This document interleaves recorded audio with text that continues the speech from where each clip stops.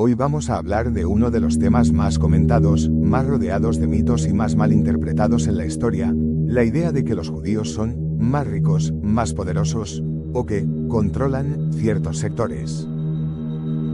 Estas frases se escuchan en conversaciones casuales, en redes, en memes, en tertulias, incluso en películas. Pero la mayoría de las veces se repiten sin saber de dónde vienen. Y, sobre todo, sin comprender qué hay de mito, qué hay de realidad y qué hay de simple ignorancia histórica. Para entender este tema de verdad tenemos que retroceder miles de años, repasar procesos sociales, mirar la historia económica de Europa, analizar la cultura judía, observar cómo funcionan sus comunidades y, sobre todo, desmontar estereotipos que durante siglos han sido utilizados para justificar odio y persecución. Lo que vamos a hacer hoy no es un vídeo de conspiraciones ni de teorías raras, es un análisis histórico y social basado en hechos. Quiero que este vídeo deje muy claro que hablar de los judíos, como si fueran un bloque uniforme, es un error enorme. No existe un pueblo rico. No existe una élite secreta. Pero sí existen razones históricas por las que esta comunidad ha destacado en áreas concretas, especialmente en educación, ciencia, negocios y pensamiento crítico. Y eso es lo que vamos a explorar. Para empezar, tenemos que entender cómo surgió el mito. En la Edad Media, los judíos vivían como minoría en territorios cristianos. Y como minoría, vivían con leyes especiales y muchas veces restrictivas. A los judíos se les prohibía poseer tierras, algo que era fundamental en aquella época. También se les prohibía unirse a gremios, y los gremios controlaban casi todos los oficios importantes: carpinteros, herreros, panaderos, constructores, comerciantes. Prácticamente cualquier trabajo oficial estaba bajo estructura gremial. Si no podías entrar en un gremio, no podías trabajar legalmente en ese oficio. Entonces, ¿en qué podían trabajar? Pues en las áreas que nadie más quería hacer, o que estaban mal vistas. Entre ellas estaban el comercio y los préstamos de dinero. ¿Y por qué nadie quería dedicarse a los préstamos? Porque la Iglesia prohibía cobrar intereses a los cristianos. Así que, básicamente, alguien tenía que hacerlo. Y lo hacían los judíos. No porque les encantara, sino porque era una de las pocas ventanas laborales abiertas para ellos.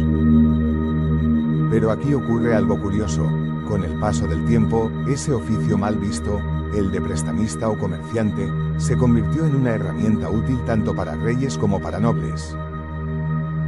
Cuando un rey necesitaba dinero para financiar una guerra, o construir un castillo, o pagar tropas, recurría a prestamistas judíos. Y cuando a un grupo reducido se le permite trabajar en un área concreta durante generaciones, empiezan a especializarse. Pero esa especialización no nace de un privilegio, sino de una restricción. Al mismo tiempo, la mayoría de judíos vivían en pobreza o en la clase baja. Muy pocos eran realmente ricos. Pero ya sabes cómo funciona la percepción: si ves a un prestamista rico y pertenece a una minoría, tu cerebro generaliza. Y así nació el estereotipo. Un estereotipo que luego fue usado para culparles de crisis económicas, malas cosechas, hambrunas, inflación. Incluso de enfermedades como la peste. Todo esto fue alimentando la idea absurda de que tenían un poder oculto. Y esto, siglos después, tendría consecuencias terribles.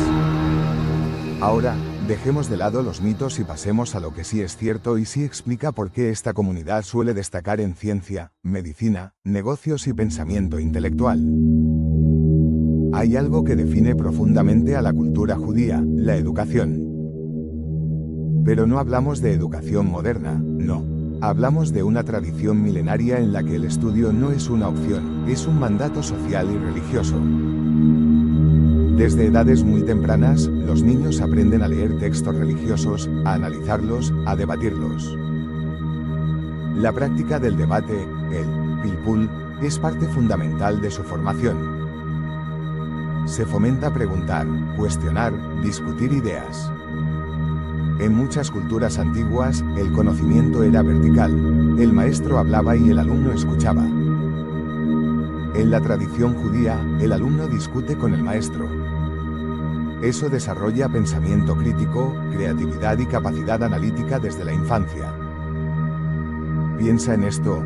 Durante siglos, mientras en Europa el analfabetismo era lo normal, en las comunidades judías la lectura era prácticamente universal. Esa sola diferencia generó una ventaja intelectual enorme.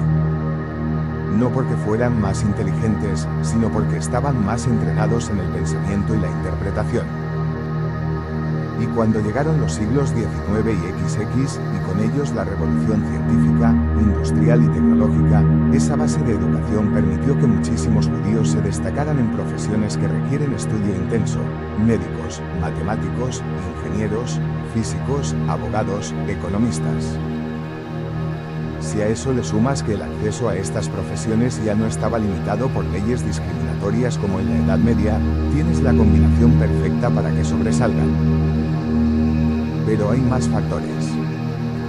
Uno de ellos es la resiliencia. A lo largo de la historia, el pueblo judío ha sido expulsado de países, perseguido, discriminado y obligado a migrar una y otra vez. Esto, aunque trágico, generó una habilidad poco común: adaptarse rápidamente a nuevos entornos, nuevos idiomas, nuevas economías. Y además, desarrollaron redes comunitarias extremadamente sólidas. Cuando una familia emigraba, no lo hacía sola, lo hacía hacia un lugar donde había una comunidad que podía ayudarla, darle alojamiento temporal, trabajo, apoyo financiero o contactos. Es como una red internacional de apoyo que se ha mantenido durante siglos. Eso, en cualquier cultura, da una ventaja enorme. Otro elemento clave es la relación con el dinero. Mientras en muchas culturas hablar de dinero es incómodo, o incluso considerado vulgar, en la tradición judía hablar de finanzas, de ahorro, de inversión o de negocios no es algo negativo. El dinero se ve como un recurso que hay que gestionar con responsabilidad, no como un tema prohibido. Se valora mucho la estabilidad financiera, el trabajo duro, el emprendimiento y la idea de que es mejor intentarlo y fracasar que no intentarlo nunca. Muchos negocios pasan de padres a hijos, y existe una tradición real de apoyar a emprendedores dentro de la comunidad. Eso no significa que todos sean ricos. De hecho, la mayoría no lo son. Pero sí significa que hay una cultura que favorece el aprendizaje, la constancia y el emprendimiento. Cuando combinas esos elementos con educación fuerte y redes comunitarias bien organizadas, empiezas a ver por qué esta comunidad suele sobresalir en entornos altamente competitivos. Ahora bien, volvamos a una pregunta importante: ¿son realmente más ricos? La respuesta, de nuevo, es no. No existe un grupo humano donde todos sean ricos. Es un mito. Lo que sí existe es una buena representación en áreas como la ciencia, la tecnología, la medicina y el emprendimiento. Y eso se nota, pero no por conspiración, sino por tradición cultural. Lo peligroso aparece cuando estos hechos se distorsionan y se convierten en estereotipos que se usan para generar odio. En diferentes épocas se ha culpado a los judíos de las crisis económicas, de manejar gobiernos en la sombra, de controlar bancos. Teorías absurdas que han servido como excusa para discriminarlos o atacarlos. Por eso, cuando hablamos de este tema, hay que hacerlo con mucho cuidado. Porque los estereotipos no son solo ideas erróneas, pueden tener consecuencias reales y devastadoras. Al final, lo más interesante de este análisis es lo que podemos aprender. Podemos aprender la importancia de la educación continua, del pensamiento crítico, del trabajo disciplinado y de la resiliencia ante la adversidad. Podemos aprender el valor de la comunidad, del apoyo mutuo y de la cooperación. Podemos aprender que emprender no es un acto de suerte, sino de mentalidad. Y que el éxito rara vez es magia. Normalmente es la suma de tradición, valores, hábitos y oportunidades. Así que la próxima vez que escuches la frase, los judíos son ricos y poderosos, recuerda esto, no es un tema de riqueza, es un tema de cultura. No es un tema de poder, es un tema de educación. No es un tema de conspiración, es un tema de supervivencia histórica. Y sobre todo, no es algo que pertenezca a un solo grupo, son valores que cualquier persona puede adoptar en su vida, sin importar su origen.